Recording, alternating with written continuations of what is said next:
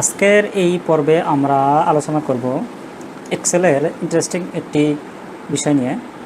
এটি মূলত custom number formatting নিয়ে। তো এখানে দেখেন, প্রথমে আমরা বোঝার চেষ্টা করব প্রবলেমটা কী, তারপর আমরা সলিউশনে যাব।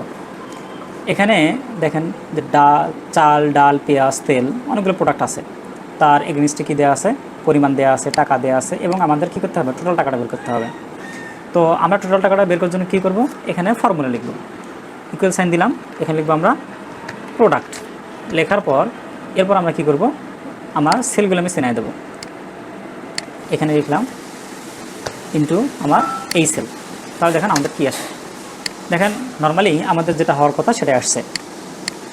তাহলে প্রবলেমটা কোন জায়গায় হবে? প্রবলেমটা এবার যখন হবে তখন হচ্ছে, আপনি যখন এই যে প্রোডাক্টগুলোর যে পরিমাণ এবং টাকা এখানে আপনি চেঞ্জ করতে যাবেন তখন হবে সমস্যা। দেখেন এইখানে দেওয়া আছে চালের পরিমাণ 10 কেজি। এবার আমি এইখানে যদি কেজি লিখি তাহলে কি আসে, দেখেন আমার কিন্তু ঠিকঠাক আউটপুট আসছে না। কেন আসছে না? আসছে না এই কারণে, কারণ এখানে 10 কেজি যে ইউনিটটা দিছি এই ইউনিটটাকে আমি প্রপার ওয়েতে লিখি নাই। এটাকে প্রপার ওয়েতে লেখার জন্য আমাদের কী করতে হবে, কাস্টম ফরম্যাটিং করতে হবে। কাস্টম ফরম্যাটিং করার জন্য আমরা কী করব, এখানে দেখেন জেনারেল একটি ট্যাব আছে বা জেনারেল একটি ড্রপডাউন মেনু আছে। এখান থেকে আমরা মোর নাম্বার ফরম্যাটসে যাব, এখান থেকে কাস্টম, অথবা চাইলে আমরা অন্যভাবে যেতে পারি। এর জন্য শর্টকাট কী হচ্ছে, কন্ট্রোল ওয়ান যদি চাপি আমরা, তাহলে দেখেন আমাদের ফরম্যাট সেল এসে গেছে। এখান থেকে আমরা কোথায় যাব, কাস্টম থেকে এবার এই দেখেন এই ফরম্যাটটা আমার কি ফরম্যাটে আছে, জেনারেল ফরম্যাটে আছে। অ্যাজ ইউজুয়াল যে ফরম্যাট থাকে এই ফরম্যাটটাকে আমাদের কী করতে হবে, চেঞ্জ করতে হবে। এজন্য আমাদের কীভাবে লিখতে হবে, এখানে আমরা হ্যাশ দেব। হ্যাশ কেন দিলাম, এখানে আমাদের নাম্বারটার জন্য আমরা কী করলাম, হ্যাশ দিলাম। এরপরে আমাদের যে কাজটি করতে হবে, স্পেস দিতে হবে। স্পেস দেওয়ার পর এখানে ডাবল কোটেশনের মধ্যে আমাদের স্ট্রিংটাকে, দ্যাট মিনস ইউনিটটাকে লিখতে হবে কেজি। এবার যদি আমি ওকে দিই, দেখুন কী আসে। এখানে কিন্তু তারপর আমাদের ভ্যালু চেঞ্জ হয়নি, না হওয়ার অনেকগুলো কারণ আছে। এখানে আবার আমি যদি 10 লিখি, দেখেন এখানে যদি লিখি আমি 10, দেখেন আমাদের কিন্তু চলে আসছে। এবার সবগুলোর ক্ষেত্রে যদি আমরা এই জিনিসটা করতে চাই, তাহলে দেখেন যে সবগুলোর ক্ষেত্রে আমাদের এভাবে আমাদের ফরম্যাটটাকে চেঞ্জ করতে হবে। এজন্য আমরা কি করব, কন্ট্রোল ওয়ান যদি বাটনে চাপি, তাহলে এখানে কাস্টমে যাব।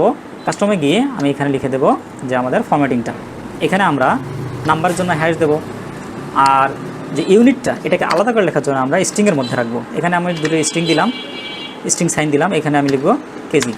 দেখেন আমাদের সবগুলোর ক্ষেত্রে কেজি চলে আসছে। এবার যদি আমরা যাই করি না কেন, তাহলে আমাদের ভ্যালুগুলো ঠিকঠাক চলে আসবে।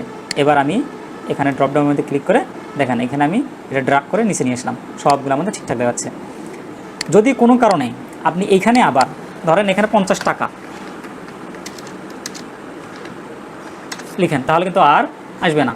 এর জন্য আপনাকে কী করতে হবে, এই সেম কাজটা আপনাকে ফরম্যাটিং করে লিখতে হবে বা ফরম্যাটিং করে করতে হবে। এর জন্য আপনাদের যা করতে হবে, এটাকে আমরা সম্পূর্ণটাকে সিলেক্ট করে নেব। যেহেতু আমরা সম্পূর্ণ সেলের কাজ করব, কন্ট্রোল ওয়ান বাটনে চাপলাম। এবার এখানে কাস্টমে যাব, কাস্টম থেকে এখানে জেনারেলটাকে উঠিয়ে দেবো। জেনারেলটাকে উঠিয়ে দিয়ে এখানে লিখবো আমরা হ্যাশ নাম্বারের জন্য, এরপর সেপারেশন দেবো স্পেস দিয়ে। এবার আমরা ডাবল কোটেশন দেবো, ডাবল কোটেশন দিয়ে এখানে আমরা লিখবো টাকা দিলে আমাদের কাজটা শেষ। এবার আমরা ওকেতে ক্লিক করব। এবার দেখেন সবগুলোর সামনে কী আসছে, টাকা চলে আসছে। এবার ভ্যালুটাকে চেঞ্জ করতে হবে।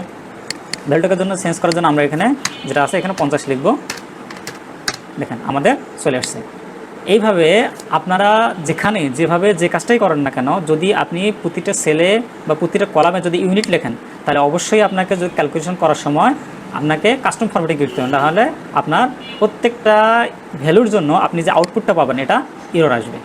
ধন্যবাদ।